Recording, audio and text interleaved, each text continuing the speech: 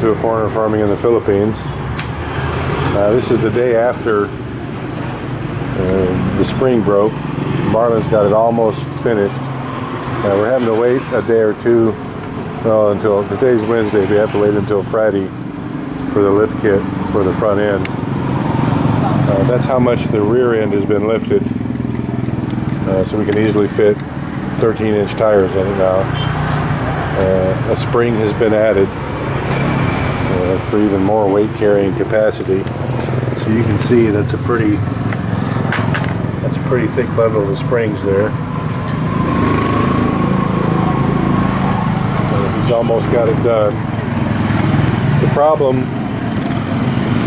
the reason that this spring broke is that it had already been broken once, and they welded it.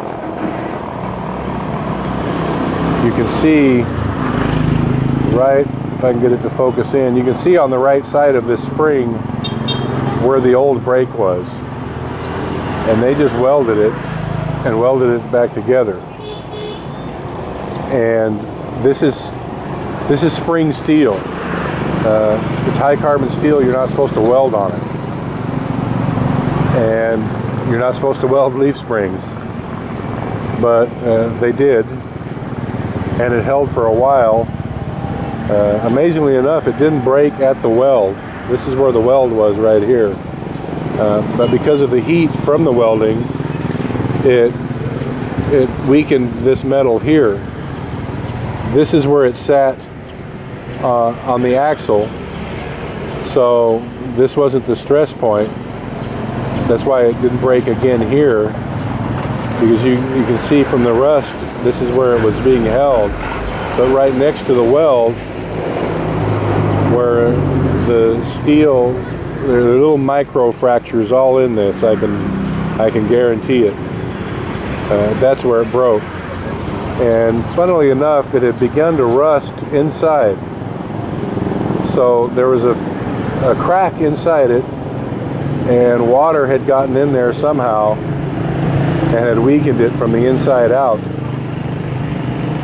And of course, we loaded it up to what it was supposed to be able to carry, and it broke the spring.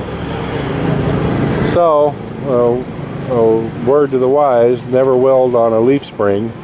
If it breaks, just get off 700 pesos and buy another one. But they decided to do it this way, and that's what happened. So Marlin's just about got this finished. It's almost 6 o'clock the day after it broke. Marlin's down getting some gear oil for the transmission right now. He checked it and it was a bit low. So we'll get it all together. Still have the drive line in. We may not be able to pick this up till tomorrow. I really don't want Marlin to have to work in the dark. So he's off getting the gear oil right now, and when he gets back, if he doesn't think he can get it done in 10 or 15 minutes, we'll just call it a day and come back and get it tomorrow. He still has to put the battery back in it, hook up the drive line. The drive line's still out of it. Has to put the gear oil in the transmission, so he's got some things left to do. So we may in fact just wait until tomorrow to pick it up. That'll be Thursday, and then Friday morning we'll bring it back and he'll put the lift in the front.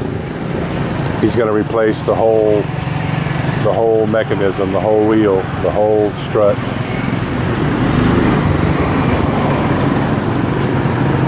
And so the front end will be lifted up like the back is. The lift that he put in it is really the same as I did on the blue when I did it, because I had a shackle brake on the blue. I'll shine my light in there. You can see that's a much beefier I can't remember the name of it right now, shackle I guess, than what was on it. I'm trying to, where's the one that came off? Yeah, this is the one right here. This is the original part. As you can see, it's just a piece of pressed steel. I don't know what gauge that is, maybe 28. The ones he replaced it with are 3 times as thick. So that'll work out better as well.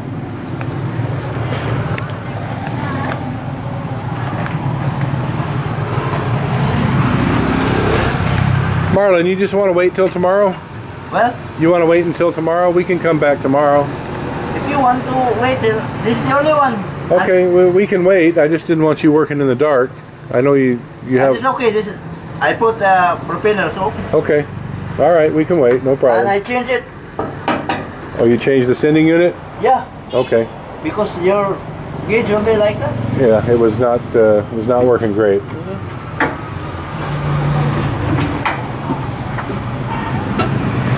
One thing I'm going to try to get Marlon to do once he gets this drive shaft in is jack up one wheel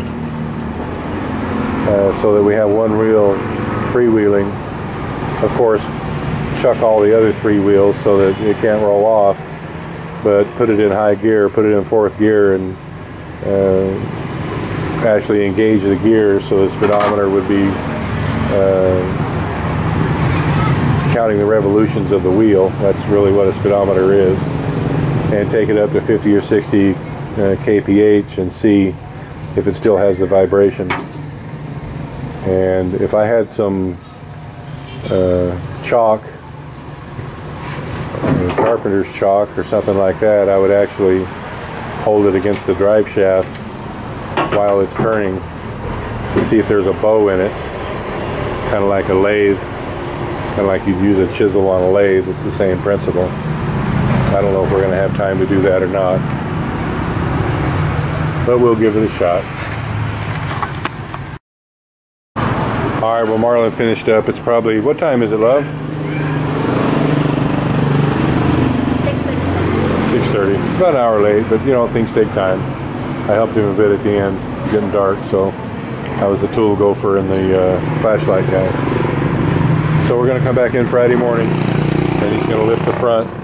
The back's all done, new springs. He put gear oil in the transmission and a lift kit. And all together, all complete.